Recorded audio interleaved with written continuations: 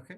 This is Ranger Kidwell Ross, editor of WorldSweeper.com, and today we are getting an update from the American Public Works Association PWX show.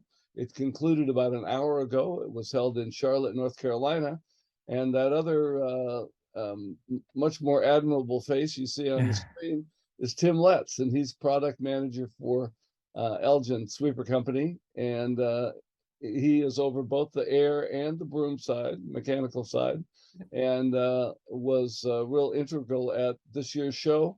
He's relatively new to the industry, but he knows a lot more now than I bet he did weeks ago, even. That's right. Even though training is great at Elgin. Anyway, so Tim, tell me whatever our sweeper interested audience should want to know about PWX if they weren't able to go. Yeah, well, first of all, thank you for having me. It's a pleasure to meet you. When I started at Elgin back in February, within the first couple of weeks, days actually, somebody forwarded me an email and said, make sure to subscribe to worldsweeper.com and get on the newsletter. So it's nice to put a face with a name. And, the most exciting thing for us here at Elgin at PWX was the official, we had the new Badger was at our booth. Very excited to have that truck back at our booth. As we're manufacturing that in Elgin, Illinois. Just kicked that off a few weeks ago. So it's very exciting. There's been a lot of demand from our customers to have that back and available. And we're excited to bring it here to show it off. Yeah, that's been quite a journey with the Badger and deciding to bring the branding back in-house, where it's your manufacturing and your quality control, your innovations, and so forth. Are there things about the new Badger that are different from the previous version? Yeah, so the one thing I will mention it, you kind of alluded to with the in-house manufacturing. We're very proud of our quality and paint control at our facility. So very happy to continue that with the Broom Badger. But the other thing that I'll quickly point out is that the hydraulic system has been completely redesigned. We redesigned it to kind of be on par and on level with some of our other mechanical systems. And because of that redesign, we feel that it's more efficient. There's less waste in the system, and it kind of allows for the auxiliary engine to run at lower RPMs, which will save our customers money by using less fuel. Sure. Well, good. I'm sure the reviews will be great when they as sales go on, and we'll look forward to covering more about that. That's certain. Absolutely. What else did you have at the show in the Elgin booth? At the Elgin booth, there was an Elgin and Vactor booth. So we also had our Broom Bear. We had a 33K variant, but we are promoting that we do have a 26K non-CDL version available.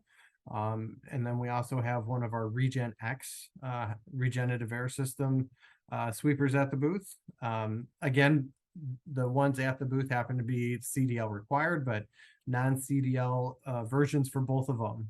One of the other things we're really trying to promote is that the Broom Bear, we do have a hybrid version of the Broom Bear.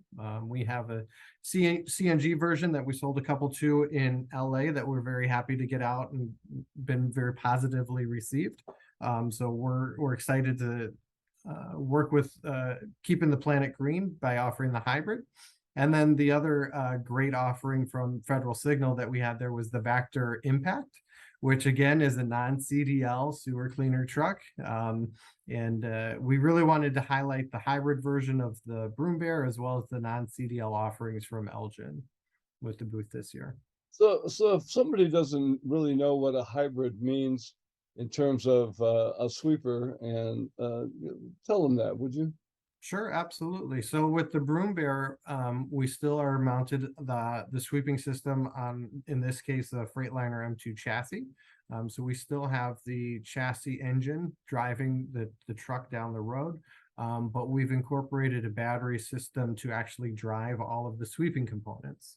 Wow. So for the Broom Bear, it's a single engine truck to begin with, so there's no aux engine with the Broom Bear, but with the hybrid system, we have the battery system that will drive the sweeping components. And the reason we went with a hybrid over a full electric is just we want our customers, they expect a certain level of performance out of an Elgin. And with the hybrid offering, we know that we can our customers can leave in the morning, they can go complete their entire sweep route, and they never have to worry about running out of battery. But with the hybrid system, it transitions seamlessly between the sweep functions being operated on battery, or if we need to, if the battery needs to be recharged while our customers are out sweeping, we can transition back to a normal operation mode where the sweep components would be driven or pulled off of the chassis engine.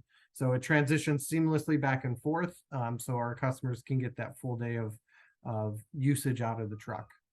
What would you expect out of the battery pack? And I know that changes according to what kind of sweeping debris and how much power you need to pick up whatever is in front of you. But what might a person expect out of the hybrid side of that?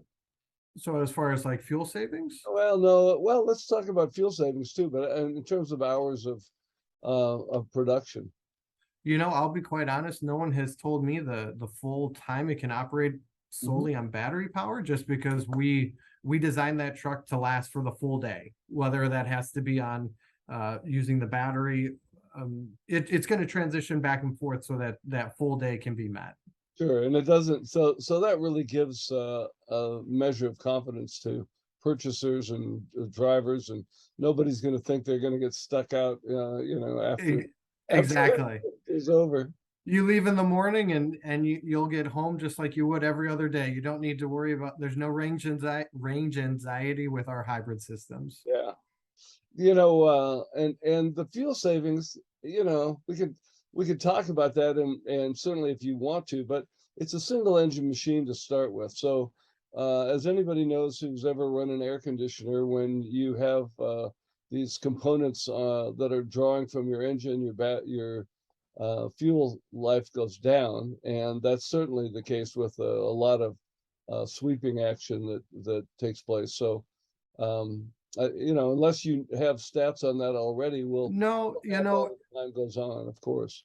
well, we're still collecting a lot of information. The city of LA, like I said, has been very happy with theirs. There's our CNG, not diesel, but they've been very happy. And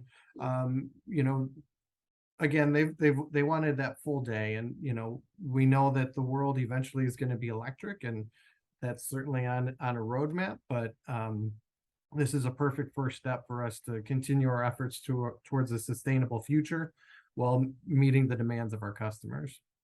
So to be clear, the LA sweepers are CNG front powered and then are also hybrid. Correct. It's that hybrid system where it's running off of the chassis truck engine to propel it forward, but it has the battery management system for the sweeping gear. In this case, the chassis engine is the CNG version. And are those the two options that you offer, is diesel and CNG? Correct. Okay, Yep. those are the Yep. standards. LPG was a front runner for a while, um, and has kind of fallen back. So Sure. Yeah, there's a lot of demand for compressed natural gas out in California, so that's really where our alternative fuel has led that's where us to most be. of them go. Sure, Yeah. and that of course is anything that starts in California, heads east, and Yeah. the air quality AQMD Air Quality Management District is mandating CNG for lots of California now, and as we've all recently heard, I believe it's by 2035 they're not going to have any Yeah. regular vehicles that aren't No combustion engines. electric. Yeah, and that's going to be a challenge for the sweeper manufacturing community. Having spoken with a number of manufacturers about the different challenges on that, sweepers just require a lot of power, and when you're trying to propel a sweeper and run it on electric, that's not going to be an overnight slam dunk. So Yeah, it's going to take some time to get there, but we're excited when we do. We know that it will come in time. That's where the industry is driving, and we're prepared to make that journey as well. yeah. Um, is there anything else about the Elgin product line you want to cover before we talk about whatever else you saw at PWX and what I guess I'll quickly mention the RegenX that we had. Again, it was a Let me break it. standard. Hang on a sec, Tim. If Yeah. I may, I want to remind everybody about the RegenX's pedigree. And it is really, Elgin went out of its way as a big corporation, the largest sweeping company in America, to get buy-in from the contractor community and others with the RegenX and designing it. I know Carl Stoddy, who is a member of the advisory board of our World Sweeping Association, was one of those people. And they will all have little comments and ideas that they put into that. And that was the synthesis of the RegenX. So in Yeah. case people don't know that, it's very contractor centric and user centric.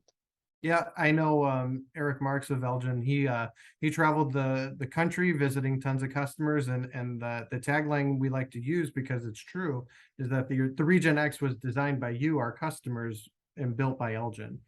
So there's a lot of user friendly features on there. The main thing that we always kind of highlight is how easy it is to clean. I myself, being a new person to Elgin, I went out there and did some videos, and I was cleaning it, and it works really well. You just need a fire hose and you can clean it pretty quickly and easily.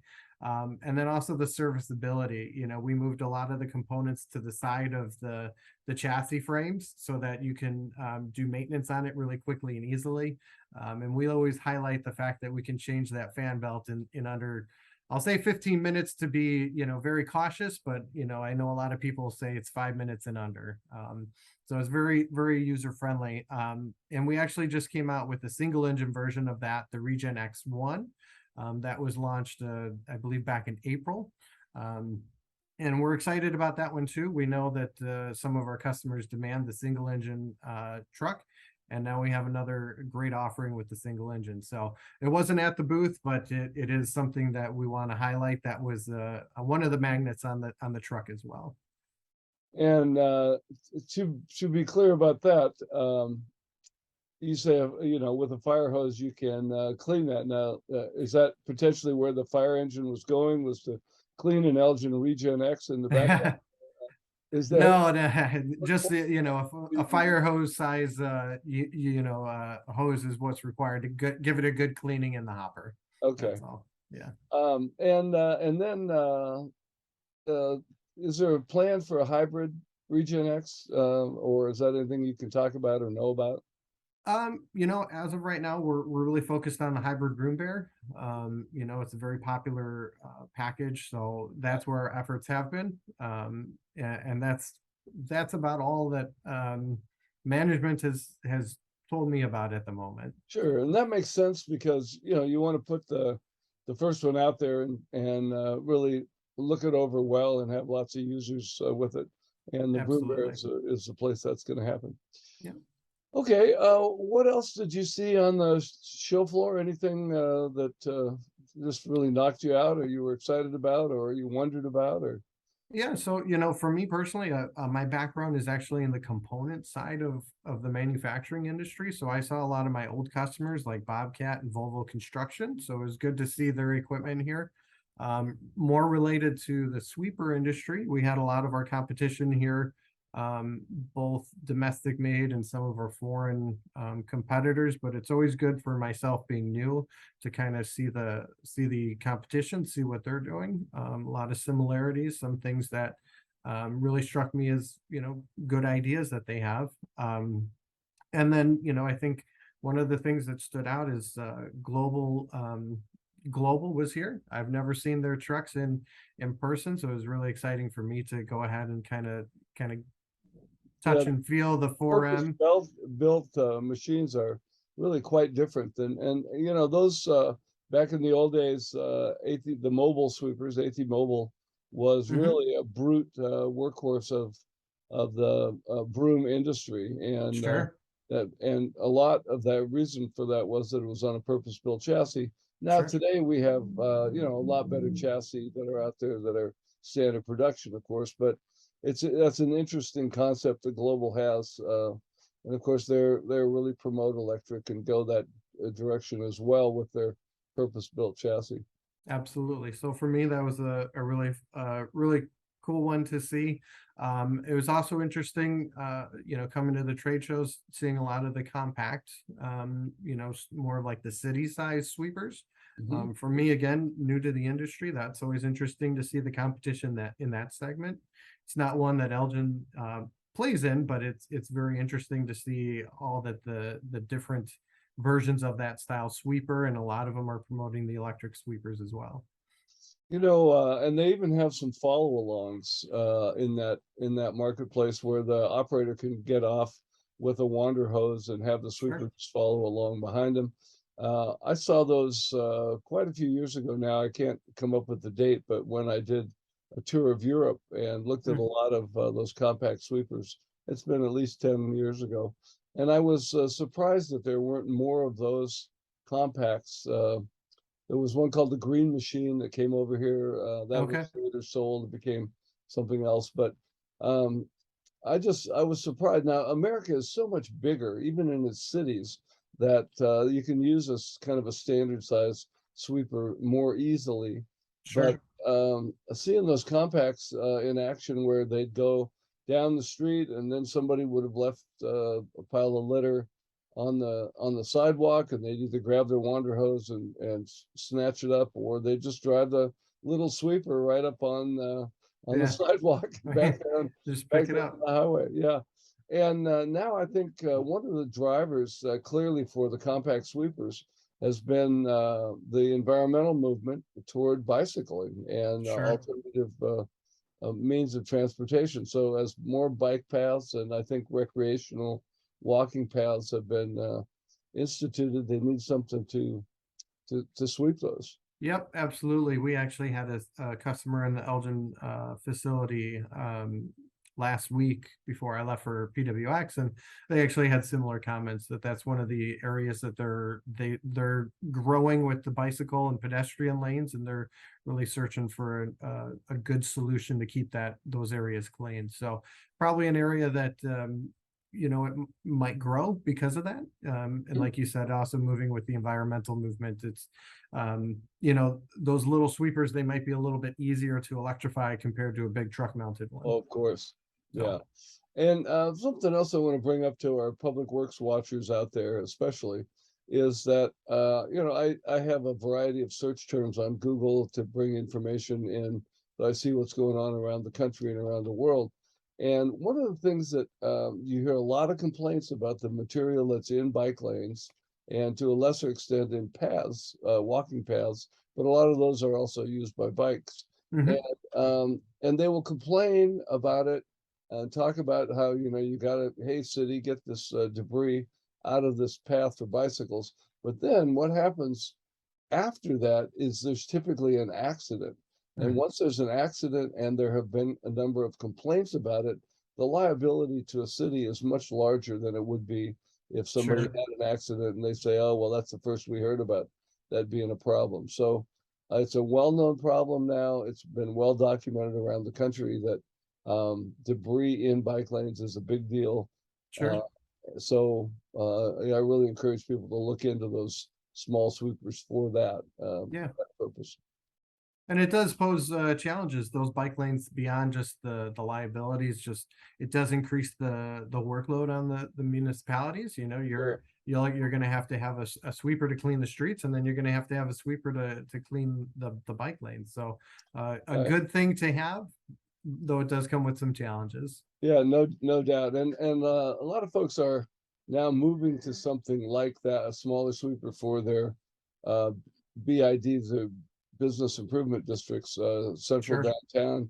They can run them every night. They're relatively inexpensive to buy and to operate. Yep. They can wander hose up and grab stuff off the sidewalk. These days, you got to be real careful not to get people sleeping on the sidewalk. Yeah. It's not debris No, you don't want to pick them wander up. hose.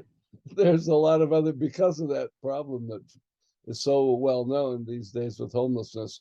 Yeah. There's definitely a debris problem, including pet waste Pet and waste for human sure. waste in some cases and so forth, and that can all be grabbed up by these small sweepers. Yep. What else should we talk about that you saw at PWX? Is there any kind of buzz of what's new? And as an example of that, my lead article in the August newsletter, the one previous to this, was about microplastics. And Hmm. microplastics are becoming a huge issue, the removal of plastics. We think, looking at that, and I've collaborated with Roger Sutherland, and we've talked with the city of Santa Barbara, a representative there to try to get a handle on this. We feel like looking at it, sweepers will be the best possible solution for microplastics, but I had no idea until I researched for the article what a serious uh, problem that is, and for humans too. Turns out that nowhere in the world have they been able to take a sample of sand and then look at it and not find plastic in their sample. That's one that really stood out to me. Another is how many pieces of microplastic we ingest as a human each year on average. And Hmm.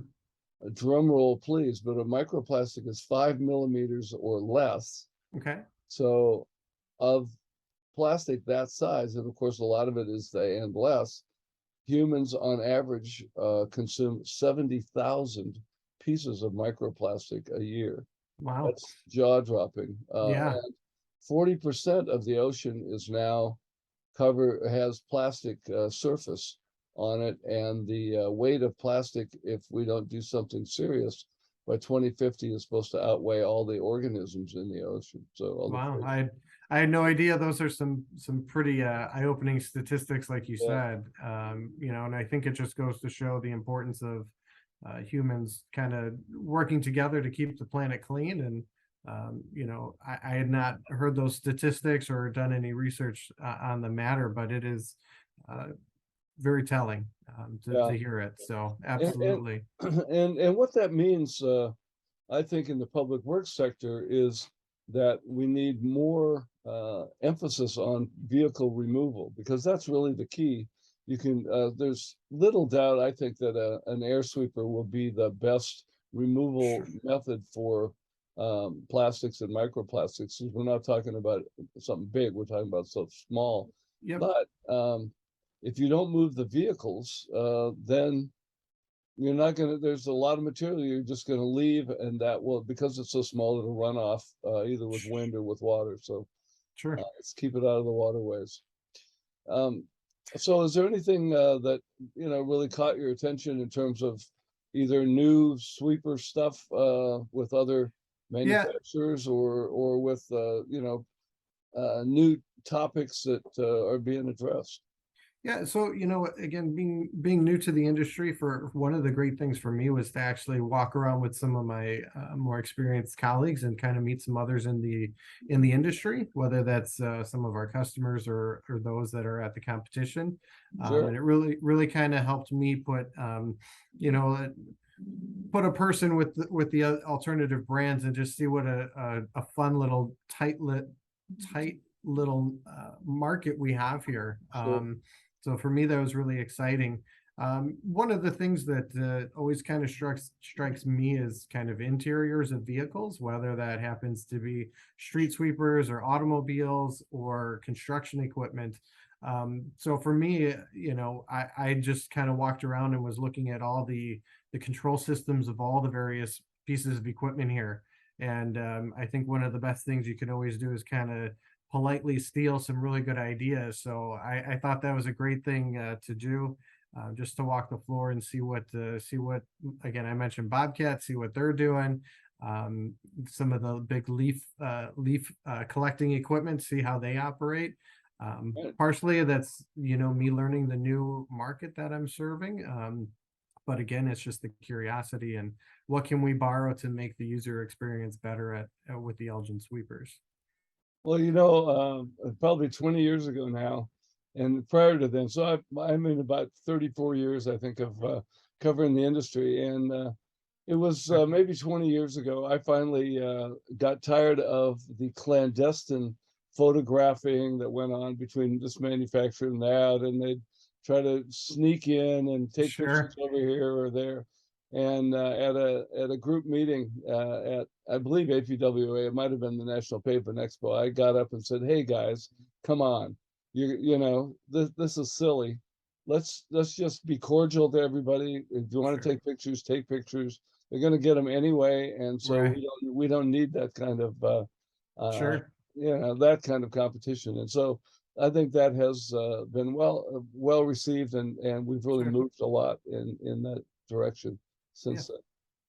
Yeah, and to your point, and kind of what I kind of mentioned too, meeting everyone in the industry, everyone is very friendly. Everyone knows each other. You know, the people I was walking around with, they knew each other's children, and I think that's great. That shows a great community to be a part of. And when you talk about components, I have to be reminded of a story back when essentially handled Schwartz Industries marketing Okay. for 10 plus years um, as a consultant, during some of which I had American Sweeper magazine, the first magazine for sweeping. And this is back when Schwartz was owned by the family, which is a Okay. entirely different organization than today, owned by Alamo Group. But one of the I got a call from one of the regional managers, and they said, "Geez, we were considerably less money. Um, I think it was $5,000 than a competitive sweeper. We met all the requirements, and so would you send a letter to the city council and see if we can find out why we lost and so forth."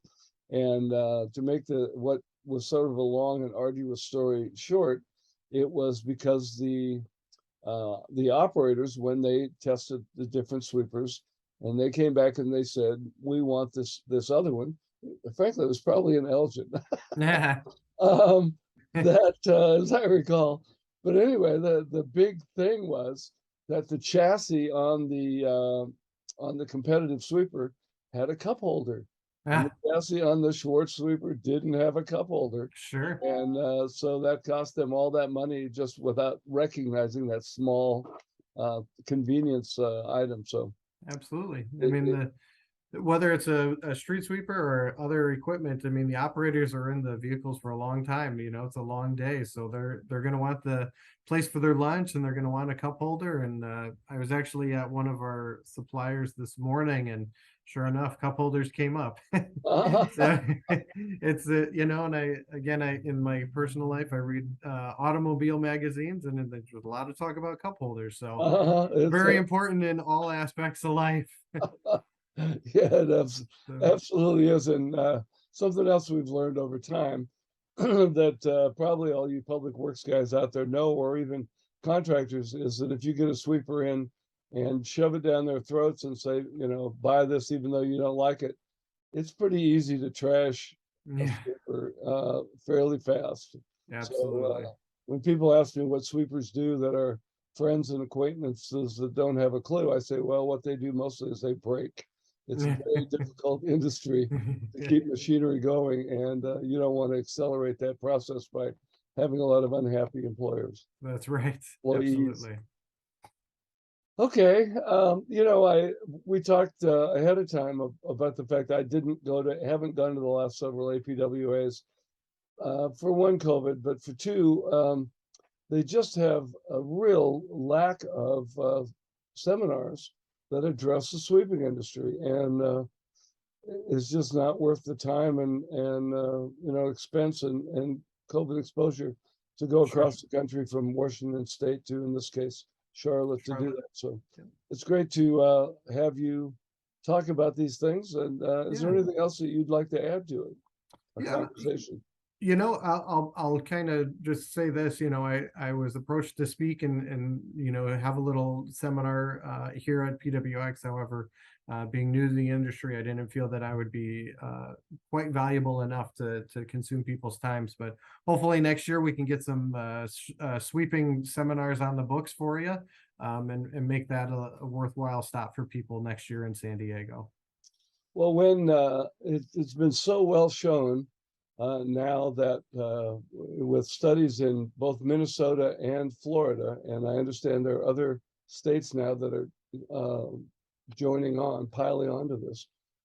There's no question that phosphorus and nitrogen are 4, 5, 6 times better picked up by a sweeper than the next best method. And when I say better, more cost effectively, Sure. does a better job for 4, 5, 6 times lesser price.